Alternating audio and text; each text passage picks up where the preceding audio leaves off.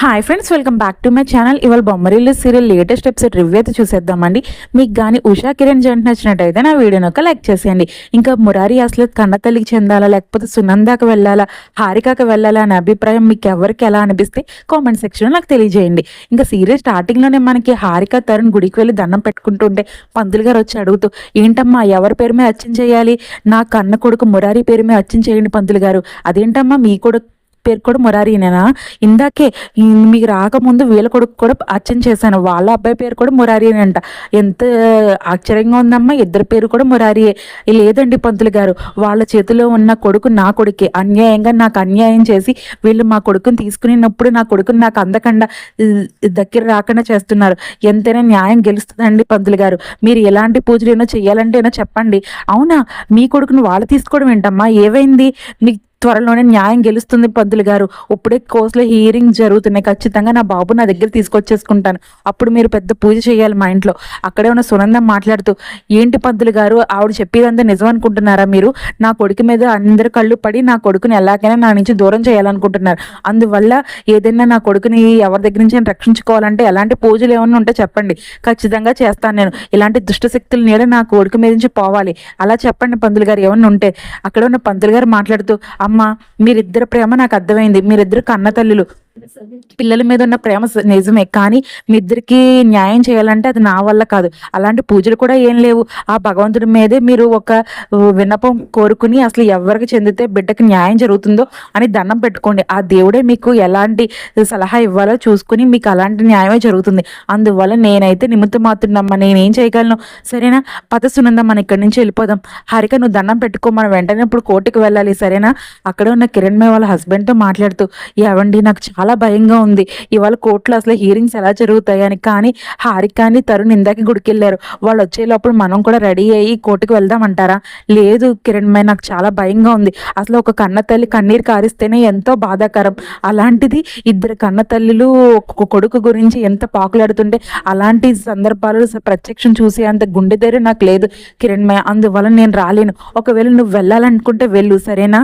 అప్పుడే అక్కడికి వచ్చిన హారిక మాట్లాడుతూ, అత్తయ్య ఇప్పుడే గుడికి వెళ్ళొచ్చాము, కావాలంటే నన్ను ఆశీర్వదించండి.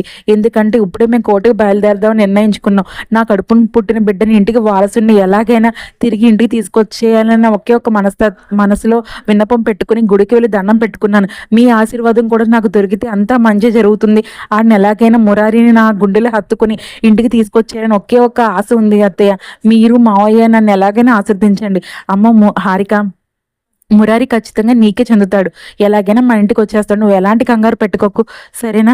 అప్పుడే అక్కడికి వచ్చిన మేఘనం పిలుస్తూ, ఏంటి హారిక ఎక్కడికి వెళ్ళిపోయావు? పొద్దు నుంచి నీ గురించి ఎదురు చూస్తూనే ఉన్నాను. సంజయ్, తరుణ్ ఎక్కడికి వెళ్ళిపోయారు? ఏమైంది మేఘన అలా అరుస్తున్నావు? ఇంకేమవుతుంది? ఆల్రెడీ నేను చెప్పాను కదా, మురారి గురించి నిజం అంతా చెప్పింది, ఆడియో రికార్డింగ్ అంతా ఆ ఫోన్లోనే ఉంది. ఆ ఫోన్ నాకు కనిపించట్లేదు. ఏంటి ఫోనే కనిపించట్లేదు, లేకపోతే ఆ ఆడియో డిలీట్ అయిపోయిందా? లేదు సంజయ్, నేను చెప్పేది నిజం, ఆ ఫోనే కనిపించకుండా పోయింది, ఎవరో దాన్ని దాచేసారు.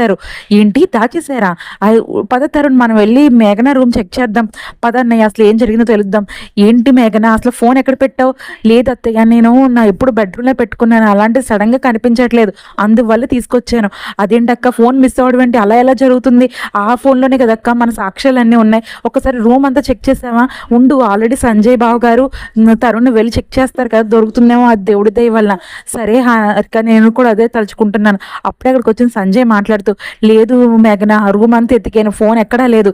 నాకు ఇప్పుడు అర్థమైంది సంజయ్ ఏం జరిగిందో. ఏమైంది మేఘన? ఏముంటుంది, ఇంట్లో శత్రువులను పెట్టుకుని మన సాక్ష్యాలన్నీ దగ్గర పెట్టుకుంటే కనిపించకుండా ఏమవుతుంది? ఖచ్చితంగా ఇంట్లో కావాలని ఎవరో మురారిని ఇంటికి తీసుకురాకుండా ఉండడానికి ఆ ఫోన్ దాచేసే ఉంటారు. ఇదంతా ఎవరో కావాలని చేస్తారు. అక్కడ ఉన్న సంజయ్ మాట్లాడుతూ, ఏంటి మేఘన నువ్వు మాట్లాడేది? నీ ఫోన్ నువ్వు జాగ్రత్త పెట్టుకోకుండా ఎవరో దాచేశారు అంటావేంటి? ముందు ఆ జాగ్రత్త నీకు ఉండాలి, అంతే తప్ప ఇంట్లో ఉన్న వాళ్ళ మీద నిందలు వేస్తావు నువ్వు. లేదు సంజయ్, నేను చెప్పేదంతా నిజం. ఈ ఉషాయే ఖచ్చితంగా ఫోన్ దాచేసి ఉంటుంది. ఎందుకో తెలుసా? అసలు ఇంటికి ఒకవేళ మురారి ఇంటి వారసుడికి ఇంట్లో అడుగు పెడితే తనకు పుట్టబోయే బిడ్డకి రావాల్సిన హక్కు, అసలు ప్రేమ అంతా మురారికి వెళ్ళిపోతుందని తిన కుట్ర చేసి నా ఫోన్ దాచేసి మురారి ఇంటికి రాకుండా చేసింది. నాకు ఖచ్చితంగా తెలిసి విషయం. లేదక్క నేనేం చేయలేదు, నిజం చెప్తున్నాను. ఎందుకు మేఘనక్క అలా అంటావు నన్ను? నేను అసలు ఫోన్ తీసేసి దాచేసిన ఆ ఇంట్రెస్ట్ నాకెందుకు ఉంటుంది? అసలు మీకు నేను ఆల్రెడీ చెప్పాను కదా హారికకి, కోర్టుకు వచ్చి నేను సాక్ష్యం చెప్తానని. అలాంటిదప్పుడు నేనెందుకు ఫోన్ దాచేస్తాను? అక్కడే ఉన్న మేఘనం మాట్లాడుతూ, లేదు హారిక నేను చెప్పేది నిజం, ఖచ్చితంగా ఉషాయే తీసి ఉంటుంది. నేను చెప్తున్నాను కదా, ఖచ్చితంగా నువ్వు ఖచ్చితంగా అడుగు ఉషాని, తను ఒప్పుకుంటుంది సరేనా? హారిక మాట్లాడుతూ, ఉషా ప్లీజ్ నీ దగ్గర ఫోన్ ఉంటే ఇచ్చేసేయి ఉషా, నేను ఇప్పుడే కోర్టుకు వెళ్ళి నా కొడుకు నేను తీసుకొచ్చేసుకోవాలి ఇంటికి. లేదక్క నేను చెప్పేది నిజం, నేనైతే ఫోన్ తీయలేదు, నేను నిజం చెప్తున్నాను. ఎందుకో తెలుసా, నేను ఆల్రెడీ నీకు చెప్పాను, ఆల్రెడీ నీకు ఫోన్ ఇస్తా నా దగ్గర లేదు అని చెప్తున్నాను, నిజం వచ్చి కోర్టులో చెప్తున్నాను అంటున్నాను. కానీ ఇంకా నేను నమ్మట్లేదు ఎందుకు? అక్కడే ఉన్న మేఘన మాట్లాడుతూ, ఏంటి ఉష ఇంకా చాలు నువ్వు మాట్లాడేది, నాకు తెలిసి నీ గురించి నువ్వు ఒక మా అమ్మాయికి ముసుగు వేసుకుని నీ మనసులో ఉన్న విషయాలంతా జిమ్మాలనే కదా హారిక కొడుకు యొక్క విషయాలన్నీ నువ్వు దాచేసి ఇన్ని రోజులు చెప్పకుండా ఇప్పుడు నా ఫోన్ కూడా దాచేసి నువ్వు కావాలనే కదా ఎంత చేస్తున్నావు. ఇప్పుడు వరకు నేను ఏంటో అనుకుని నువ్వు హారిక మీద సానుభూతి తెలుపుతూ కోర్టుకు వచ్చి సాక్ష్యం చెప్తానంటే ఇప్పుడు నాకు తెలిసింది నువ్వు అసలు నిజం ఏంటో. నువ్వు కావాలనే కదా ఫోన్ దాచేస్తావు. ఇప్పుడు నువ్వేం చేయాలనుకుంటున్నావు చెయ్యి, ఎందుకంటే నువ్వు ఎలా చేసినా నేను ఖచ్చితంగా హారిక బిడ్డని ఇంటికి తీసుకొచ్చే అసలు వదిలే ప్రసక్తి లేదు. ఖచ్చితంగా మురారి ఇంట్లో అడుగు పెడతాడు. ఇప్పుడు నీ మనసులో ఏముంది నాకు పూర్తిగా అర్థమైపోయింది. అసలు నీకు మనసులో ఏముంది? ఈ ఇంట్లో హారిక కొడుకు అడుగు పెట్టడం కాదు, ఇంట్లో నా మనశ్శాంతి అంతా కోల్పోయి అందరూ బాధపడాలనే కదా ఇంతలా చేస్తున్నావు. ఏంటి మేఘనక్క అలా మాట్లాడుతున్నావు? ప్లీజ్ అక్క నేను మాటలు అనుకో. అక్కడ ఉన్న సంజయ్ మాట్లాడుతారు, ఏంటి మేఘన అన్ని మాటలు మాట్లాడుతున్నావు? ఫోన్ పోతే నువ్వు బాధపడింది పర్లేదు, కానీ ఉష మీద నిందలు ఎందుకు వేస్తున్నావు? అసలు ఉష తీసేసిందని నీ దగ్గర సాక్ష్యం ఉందా? ఏమైనా రికార్డింగ్స్ ఉంటే చూపించు, అంతే తప్ప ఏం పాపం తెలియని ఉషని ఎందుకు అంత బాధపడుతున్నావు? సరే పదండి, ఇప్పటికే లేట్ అయిపోయింది, కోర్టులో హీరింగ్ స్టార్ట్ అయిపోయి ఉంటుంది. పద హారిక, తరుణ్ పదండి ఇక్కడి నుంచి వెళ్దాం. అక్కడే ఉన్న కిరణ్ మాట్లాడుతూ, పదండి అమ్మ మీరు వెళ్ళండి, ఇక్కడ ఏమన్నా ఫోన్ ఉందేమో మేము ఎదుగుతాం సరేనా? అక్కడే ఉన్న ఉష బాధపడుతూ ఉంటే కిరణ్ మేము మాట్లాడుతూ, అమ్మ హారిక నువ్వు బాధపడకు, హారిక గురించి నీకు తెలిసిందే కదా, తను అసలుకే బాధలో ఉంది. కానీ మేఘన గురించి కూడా తెలియదే ఉంది నీకు. కానీ తను ఎప్పుడైతే ఈ ఫోన్ దొరకలేదో నీ మీద ఉన్న కోపాన్ని అంతా ఇలాగ ఆక్రోషంగా నీ మీద చూపించింది, అంతే తప్ప నువ్వు తన గురించి తెలిసిన విషయమే కదా నువ్వు వదిలేసే. అదే అత్తయ్య నేను ఆల్రెడీ హారికకి చెప్పాను నిజం అంతా చెప్తానని, కానీ హారికకి ఇంకా నన్ను అర్థం చేసుకోకుండా ఇంకా అపార్థం చేసుకుంటుంది. అదే నాకు చాలా బాధగా ఉంది అత్తయ్య. పదమ్మ నువ్వు అసలుకి కోర్టులో హీరింగ్లో ఉండాలి కదా, పద వెళ్ళు, కోర్టుకు లేట్ అయిపోతుంది. అక్కడి కోర్టులో జరుగుతుంటే జడ్జి మాట్లాడుతూ, ఈ రోజు చరిత్రలో నిలిచిపోయే కేసు జరగబోతుంది. ఒక బిడ్డ గురించి ఇద్దరు తల్లులు బాధపడుతుంటే నేను తీర్పు చెప్పాల్సిన అవకాశం వచ్చింది. అందువల్ల శంకర్ గారు, లాయర్ గారు, మిమ్మల్ని మీ వైపునున్న హారిక తరుణ్ వైపు నుంచి మాట్లాడండి. సారీ లాయర్ జడ్జి గారు మీరు మాట్లాడుతుంటే ఏంటో అనుకున్నాను, కానీ ఈరోజు జరుగుతున్న ఒక అన్యాయం గురించి నేను ఖచ్చితంగా మాట్లాడాల్సిందే.